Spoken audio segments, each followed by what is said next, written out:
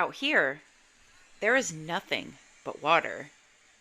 No streetlights, no corners to turn down, no quick response from a patrol car just a few minutes away. Just a floating city, drifting through the dark. Thousands of people on board, families on vacation, crew working long shifts behind closed doors, music playing somewhere above deck that feels too cheerful for how far away land really is. And most passengers never stop to think about what happens when something goes wrong out here. Because at sea, the rules feel different. The response time is slower. The jurisdiction is complicated. And sometimes, the truth moves even slower than the ship itself. Crimes still happen on cruise ships. Violent incidences, theft, missing person cases, and serious allegations, including SA. That raises difficult questions about safety, reporting, and accountability in a place that isn't quite one country and isn't quite another either. But what happens after those incidents is where things start to get complicated.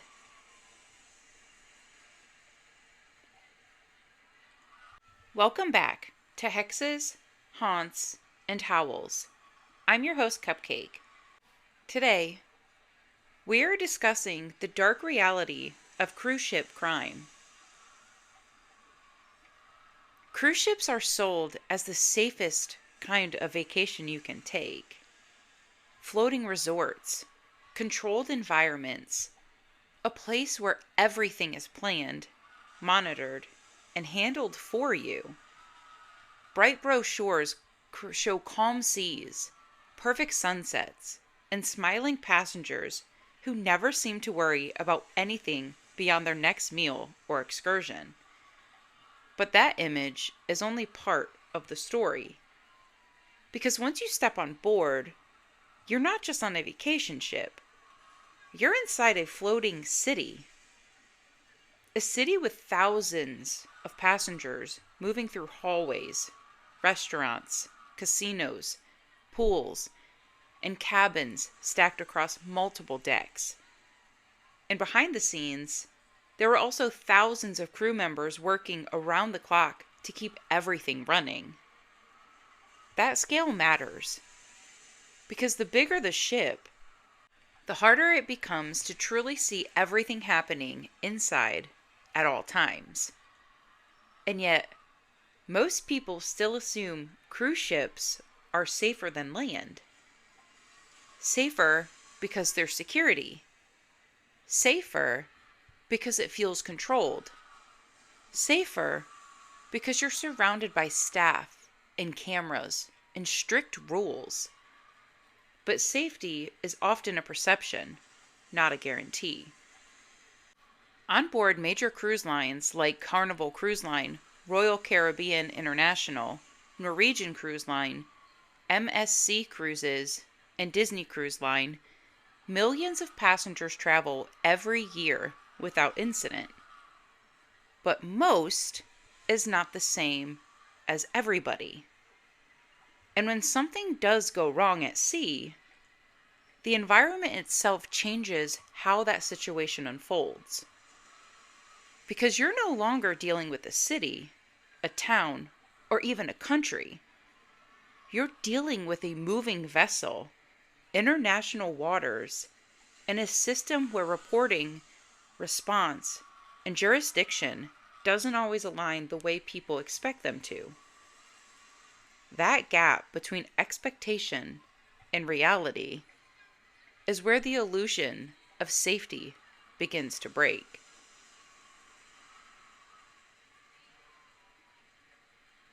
On land, when something happens, the path forward is usually clear. Police respond, evidence is collected, a jurisdiction is established almost immediately. At sea, that clarity disappears completely. Because cruise ships operate in a legal space that most passengers never think about. Once a ship leaves port, it may enter international waters where no single country has full authority the way it would on land. Instead, responsibility depends on a system that feels layered and confusing from the outside. One of the most important factors is something called the flag state. Every cruise ship is registered in a country, and that country's laws play a major role in how the ship is governed. That means a ship owned by an American company might actually be registered in a completely different nation, operating under different legal standards. So when something happens on board, it isn't automatically handled like it would be in a city or a state. It can involve multiple systems at once. You may have ship security responding immediately on board, cruise line management conducting internal reports, or law enforcement agencies becoming involved later, depending on location and nationality. In the United States, agencies like the FBI and the U.S. Coast Guard may step in when a ship is tied to U.S. ports or citizens. But even then, their involvement depends heavily on where the ship was, when the incident occurred, and how it was reported.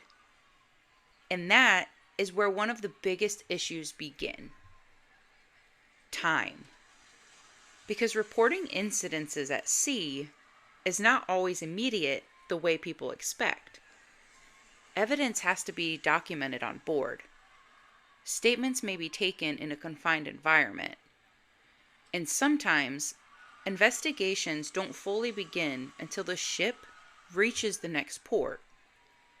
By then, hours or even days may have already passed. That delay can matter. Because at sea, evidence is not static. People move constantly. Passengers disembark. Crew rotate shifts. Cameras don't always corner every angle of a massive ship. And scenes cannot be preserved in the same way they would be on land. Even something as simple as verifying a timeline can become complicated when a vessel is in motion, crossing jurisdictions, and operating under a layered authority. This is what makes crime at sea fundamentally different. It isn't that laws don't exist. It's that they don't always meet cleanly in one place, at one time, in one system. And when something serious happens in that environment, the process of finding answers can become just as complex as the ocean itself.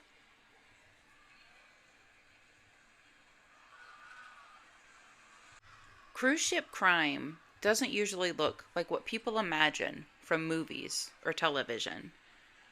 It's not one single type of incident. It's a wide range of situations that happen in a very unique environment. One where thousands of people are living, sleeping, and moving through the same enclosed space for days at a time. Most incidences fall into a few major categories. Number one is violent incidences. The most commonly reported category involves violent disputes between passengers or between passengers and crew. These can include assaults, altercations, and conflicts that escalate in tight, crowded environments where alcohol, stress, and close quarters can all play a role.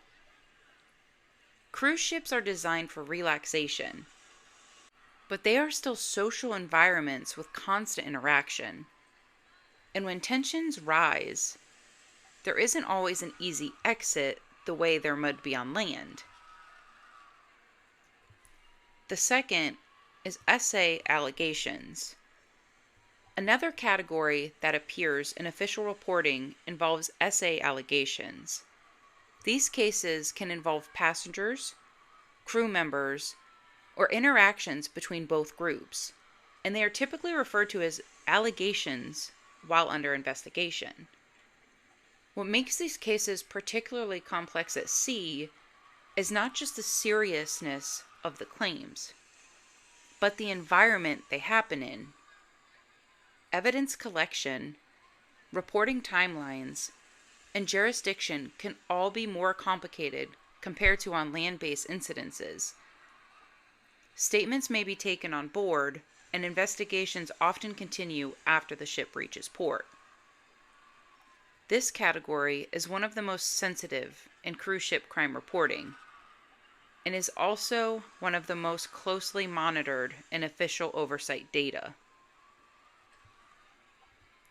The third is missing person cases. Few categories draw more public attention than missing person cases at sea. These are situations where someone is last seen on board and then cannot be accounted for after a certain point in the voyage. Cruise ships have surveillance systems, but they are not absolute. Large vessels have blind spots, high passenger traffic, and areas where movement is not continuously monitored in real time. When someone is reported missing, response efforts can include onboard searches, coordination with port authorities, and in some cases, maritime and federal agencies depending on the situation. But timing is critical, and delays in reporting can make investigations more complicated. The fourth is theft and financial crime. Not all incidences are violent. Theft is one of the more common categories reported on cruise ships. This can include missing items from cabins, unattended belongings in public areas, or financial fraud connected to onboard payment systems. Because cruise ships operate like closed economies, where most transactions go through a centralized system, financial crimes can sometimes be detected quickly, but not always prevented. The fifth is drug-related incidences. Drug-related cases typically involve possession or trafficking, often connected to port stops rather than activity during open sea travel. Because cruise itineraries include multiple international destinations, enforcement and detection often involve coordination between ship security and authorities at different ports. This creates another layer of jurisdictional complexity, similar to other categories of crime at sea. The sixth is medical emergencies and unexplained deaths. The final category involves medical incidences, including natural deaths and serious health emergencies. Cruise ships are equipped with medical facilities, but they are still limited compared to full hospitals on land. In urgent cases, decisions sometimes have to be made about evacuation or treatment while the ship is still at sea. There are also cases classified as unexplained until further investigation determines the cause. These situations often involve review by medical staff on board, followed by additional investigation once the ship reaches port. Across all these categories, one thing becomes clear. Cruise ships are not defined by a single type of incident. They are defined by the complexity of managing human behavior in a completely self-contained environment, far from land, and often far from immediate external oversight.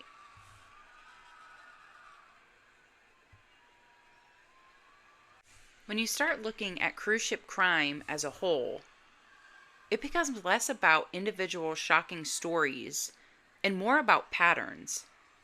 How incidences are reported, investigated, and sometimes left without answers. These are not included to sensationalize anything. Here to show how complex reporting and accountability can become in a maritime event. For missing person cases, there are documented cases over the years of passengers disappearing during cruises where the last confirmed sighting was on board and no clear resolution was ever publicly established. In these situations, investigations often focus on surveillance footage, passenger timelines, and ship movement logs. But outcomes can vary depending on when the incident is reported and how quickly search procedures begin. Some of these cases remain classified as disappearances with no confirmed resolution, which continues to raise public questions about how such situations are handled at sea. Cruise incidences involving crew misconduct investigations. There have also been cases involving allegations of misconduct by crew members across different cruise lines. These cases are typically handled through internal investigations first, followed by review from external authorities when required. Because crew members live and work on board for long periods, cruise ships have internal reporting systems designed to manage complaints and incidences as they arise. However, the timing and the transparency of those processes have been widely discussed in public oversight conversations, especially when cases become part of larger investigations. Court cases tied to SA allegations. Also, legal cases that have emerged from SA allegations involving cruise environments, including both passengers and crew. These cases move through civil and criminal courts depending on jurisdiction and often involve multiple layers of investigation due to where the ship was registered, where the incidents occurred, and where the individuals involved are from. In many situations, details are discussed extensively in court filings rather than public onboard reports, which contributes to gaps in what the public sees versus what is formally investigated. Safety investigations involving major crew lines. Over time, various safety reviews and investigations have involved major cruise operators, often focusing on how incidences are reported, how quickly responses are made, and how passenger safety procedures are enforced. These reviews don't always center on one specific event. Instead, they often look at patterns across multiple voyages and fleets. Companies such as Carnival Cruise Line, Royal Caribbean International, Norwegian Cruise Line, and others have all been part of a broader discussion around cruise safety standards and reporting systems over the years. So these cases are not presented to sensationalize them, but to show patterns in reporting and investigation challenges. Because when you zoom out far enough, cruise ship crime is not just about isolated incidences. It's about how information moves, or doesn't move, through a system that operates across oceans, jurisdictions, and layers of authority.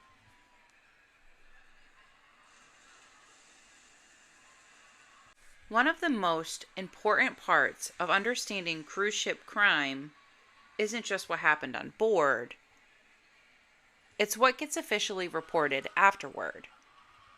Because on a cruise ship, an incident doesn't automatically become a clear public report the way it might on land. Instead, it passes through multiple layers of documentation, and each layer can look slightly different depending on who is recording it. When something happens on board, the first report usually begins internally. This means ship security or onboard management documents the incident, writes statements, logs timelines, and determines initial classification. In many cases, this becomes the first official version of events. But that is only the beginning of the reporting chain. Over the years, concerns have been raised in public hearings and oversight discussions about whether cruise incidences are consistently or fully reported across the industry. The concern isn't necessarily that incidences are never reported, it's that the way they are categorized, recorded, and shared externally may not always reflect the full scope of what happened on board. This has led to ongoing debate about transparency and consistency reporting standards across different cruise operators. Cruise crime statistics are often used to show safety trends across the industry, but those numbers depend heavily on how incidences are defined and reported. For example, what qualifies as a reportable incident when an internal report becomes an external report, and how jurisdiction affects classification. Because of this, statistics can vary depending on the source, and may not always capture the full context of what happened in real time on board a ship. Cruise ship incidents often pass through 3 separate layers. The first layer is onboard reporting. This is where first response is documented, ship security logs and statements, and immediate internal classification. The second is company reporting. This includes cruise line review and internal investigation, corporate documentation and compliance reporting, and decisions on escalation or external notification. The third is federal reporting. This involves external investigation and review. Involvement depends on jurisdiction, location, and citizenship. And agencies may require records, conduct interviews, or lead investigations when required.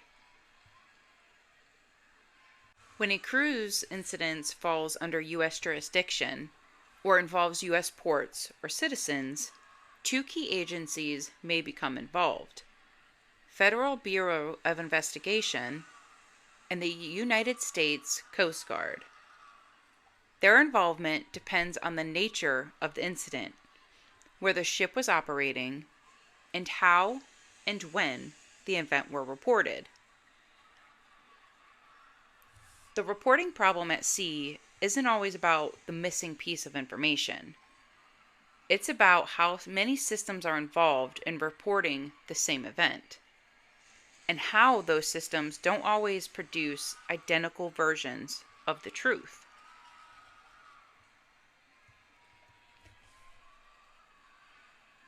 When people talk about cruise ship crime online, the conversation goes into one direction very quickly. Not just what happened, but what might be missing from the story. And that feeling doesn't come from nowhere. It usually comes from a combination of factors that are unique to life at sea. The first factor is simple: distance. A cruise ship is physically removed from land, sometimes for days at a time. That isolation changes how information travels. It also changes how quickly outside observers can verify what's happening on board. When something serious occurs, the public isn't watching it unfold in real time, the way they might with an incident in the city. There's a delay built into everything. Another issue is consistency. Many incidents Early reports from onboard sources, later company statements, and eventually external findings don't always align perfectly.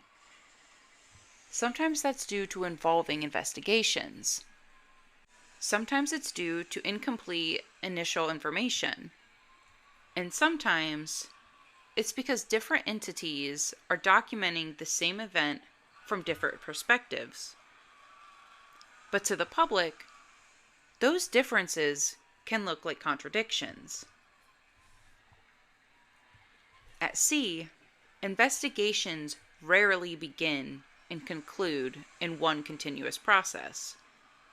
There is often a gap between the incident, the initial onboard response, and the involvement of external authorities.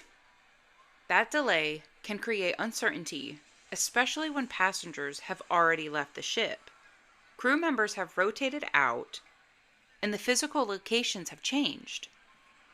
Time becomes a factor that complicates clarity. Cruise lines are also a major global business. Like any large company, they have an interest in managing how incidences are communicated publicly. That doesn't automatically mean information is hidden, but it does mean communication is often controlled, reviewed, and carefully released.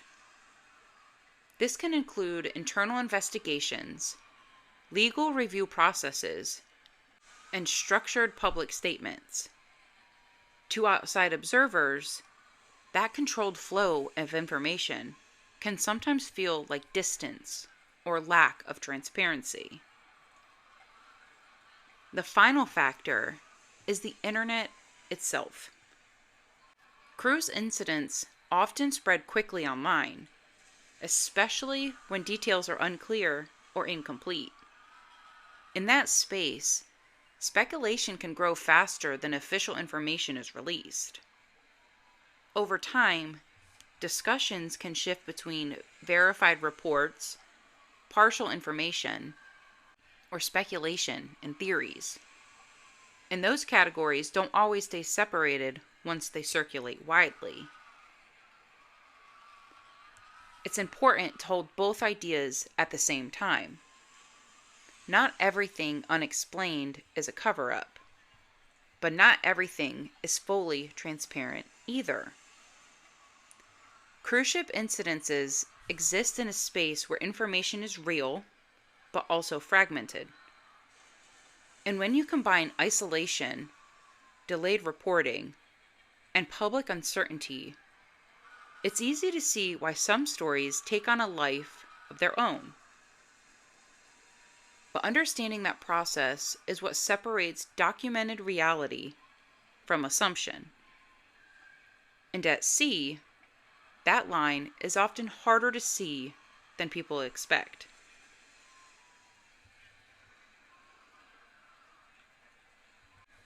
Despite all the complexity and concern around cruise ship crime, it's important to understand that modern cruise ships are not unregulated spaces. Over the years, safety systems and reporting standards have significantly expanded across the industry. Today, major cruise operators, including Carnival Cruise Line, Royal Caribbean International, Norwegian Cruise Line, MSC Cruises, and Disney Cruise Line, use layered systems of security designed to monitor activity and respond to incidences on board. Most ships now operate with dedicated security teams on board 24/7. These teams handle everything from passenger disputes to serious incidents response, often coordinating directly with ship management and external authorities when needed. Security today is far more structured than it was decades ago, with formal procedures for documenting and escalating incidences. Modern vessels are equipped with extensive CCTV networks covering many public areas of the ship. While no system corners every single angle or private space, surveillance technology has improved significantly over time, especially in high traffic areas like corridors, stairwells, elevators, and entertainment spaces. Footage is often used during investigations to help reconstruct timelines and verify reports. Many cruise lines now use digital tracking systems to tie passenger keycards or onboard accounts. These systems log movement in a general sense, such as when a passenger enters or exits certain areas, makes purchases, or accesses specific parts of the ship. While not real-time, GPS tracking in the way people sometimes imagine, these systems can still help investigators help establish movement patterns during an incident review. Cruise lines are required to follow reporting guidelines for certain types of serious incidences, especially those including safety threats, missing persons, or alleged criminal activity. When incidents meet specific criteria, they may be documented internally and reported to relevant authorities depending on jurisdiction and circumstances. This is where external agencies like the FBI and the U.S. Coast Guard may become involved, particularly when U.S. ports, citizens, or flagged operations are connected. Most cruise lines publicly maintain a zero-tolerance policy regarding serious misconduct, including violent behavior and SA-related allegations. On paper, these policies allow for immediate action, involving removal from the ship, detention of individuals, and referral to law enforcement upon arrival at port. However, like many large-scale enforcement systems, the effectiveness of these policies depends on reporting, timing, and how each situation unfolds in real time. Cruise ships today are far more monitored and regulated than they used to be. But even with modern systems in place, they still operate in an environment that is unique, moving, international, and complex. And that means safety isn't just about having systems in place. It's about how those systems function when something unexpected actually happens in the middle of the ocean.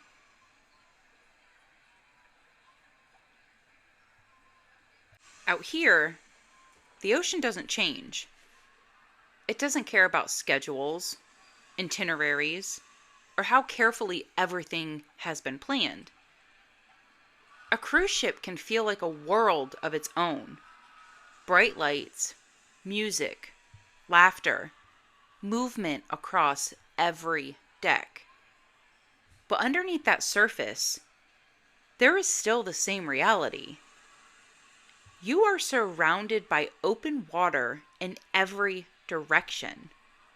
Surrounded by strangers you have never met. Far from anything that could reach you quickly if something goes wrong. Cruise ships aren't lawless, but they aren't simple either. They are massive moving systems built to carry thousands of people at one time, with layers of staff, security, and procedure trying to keep everything running smoothly while the ship continues forward, no matter what happens inside. That scale matters.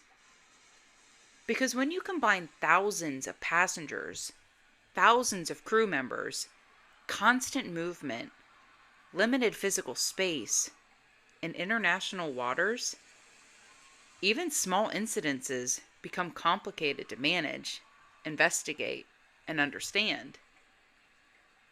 Enforcement isn't always one system responding in one place. It's multiple systems trying to align across time, distance and jurisdiction, often after the fact. That's why transparency becomes so important. Not because the cruise ships are uniquely dangerous, but because the environment they operate in is uniquely complex. And that complexity is where people sometimes start to feel uneasy.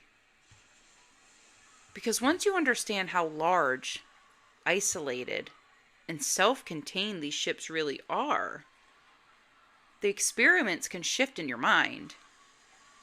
What once felt like a simple vacation can start to feel like something much harder to fully see from the outside. And that's the part that lingers. Not the idea that something is always wrong, but the realization that out here, understanding everything that happens is never as straightforward as it seems.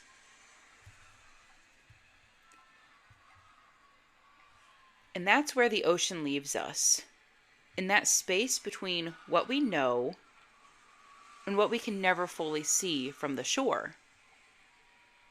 Cruise ships keep moving. The lights stay on. The music keeps playing. And for most people, the journey is exactly what it's meant to be. A break from everything back home. But as we've seen tonight, even in the middle of all that movement and brightness, there are still questions that don't always have clear answers. So wherever you're listening from, whether you've been on a cruise before or you never plan to step foot on one, just remember what the ocean teaches without saying a word. It looks calm from a distance, but it holds a lot beneath the surface. If you have your own cruise experiences, good, bad, or just strange, or anything you've seen or heard at sea, send them in. You can submit your experiences to Hexes, Haunts, and Howls at gmail.com. Again, that's Hexes, Haunts, and Howls, all one word, at gmail.com. All stories will remain anonymous. Thank you for listening to Hexes, Haunts, and Howls. I'm your host, Cupcake.